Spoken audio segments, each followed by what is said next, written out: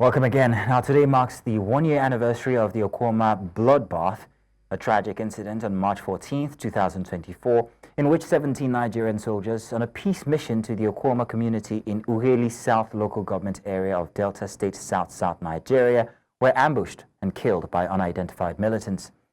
The incident was widely condemned by Nigerians and the international community, but the Nigerian soldiers' reprisal attack brought the Okuama community to ruins, displacing residents before the state government temporarily relocated them to the Internally Displaced Persons camp in Otor-Ewu, where they stayed for 8 months. Now, to discuss this, the significance of the day, we're joined by Publicity Secretary, Urhobo Renaissance Society, Rume Ophi. Rume, you're welcome. Thank you very much for joining us this afternoon. Thank you very much. It's my pleasure to be here. Good. So, Rume, how has the public's perception of the Okuama killings evolved over time? It's been an entire year now, particularly in terms of the narrative surrounding the survivors' experience. It's a very sad situation where members of the Nigerian army, about 17 of them were killed. My heart goes to the families or also to the entire country, but that is not to say that the destruction that have actually happened in Okuama is actually worth it. A year after, right about now, it's been a situation very difficult for the people of Okuama. Also, a very sad situation for the Urhobo people, that the community is brought down. At this point in time, the people actually are homeless. Kids that are there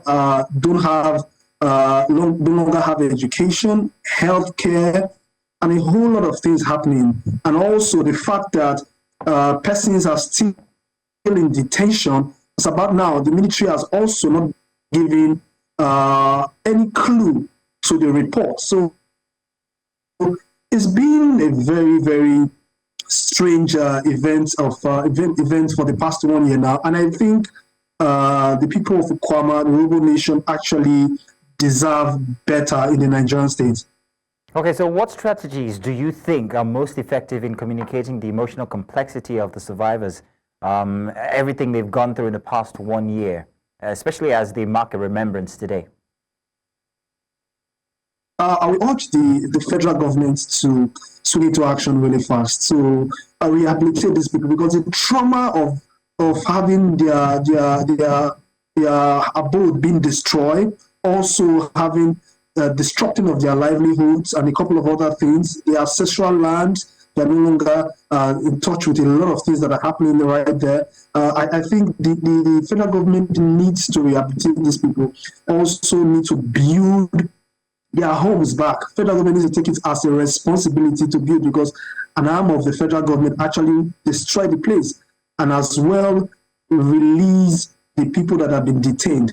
For more than half a year now, since August, a few persons have been, about 5 of them, and one actually died in the course of detention. The President General of that community, Professor, is also in detention. At some point, the king of that community was actually detained as well, So it makes no sense at all for people to be subjected to so much hardship of this nature. So they should build their abode and also compensate them for all of the things that have happened, and as well as release those detained. That's what we are asking for, because we are also contributing a huge resource to the country. So we deserve to be able to have some of this succor when the needs arise. Urhobo people are not known for violence. We don't do things like that. Also talking about we are now killing military personnel. That is not our character. We think that the federal government needs to swing into action really fast. 1 year is a lot of time, and nothing has been done by the federal government. I think that we do for the people. So, Rume, you talk about the federal government and their lack of action when it comes to the instances at Okuama. You also talk about the lives that are lost. But what about the state governor himself, Obueveri? Do you think that perhaps maybe not enough attention has come from the state government itself? After all, this is the state. This is a province in the state we're talking about. Yes, the problem actually happened in the state, quite all right. But the state has been able to do their part. An IDP camp was actually made possible by the state. About a couple of persons there actually took part in all of those activities there.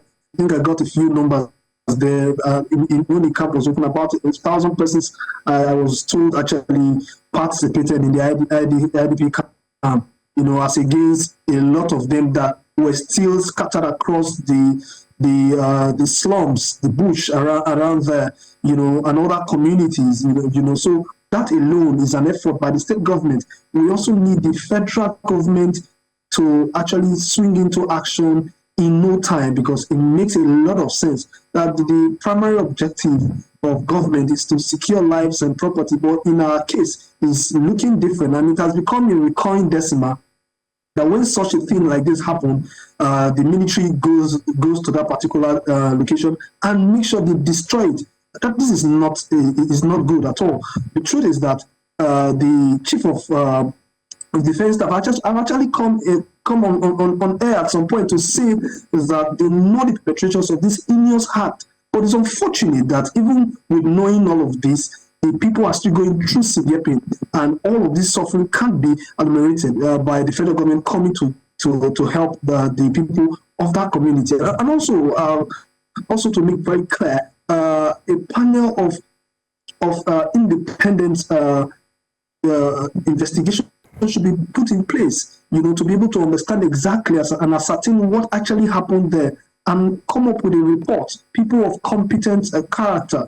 And also, the military is supposed to bring up a report. They are not doing any of that. In fact, we also heard that the committee in the National Assembly actually invited them, and they didn't show up, which shows that there's something that we are not aware of. But we're saying that these things need to be done properly, as it is supposed to be. The people are going through serious situation there, and it is possible that all of this can be well managed. Well, Rume Ophi, thank you very much for joining us this afternoon to give a voice to the people of Okuama on what they're experiencing 1 year after the happenings in 2024. Thank you very much, Rume. Thank you very much.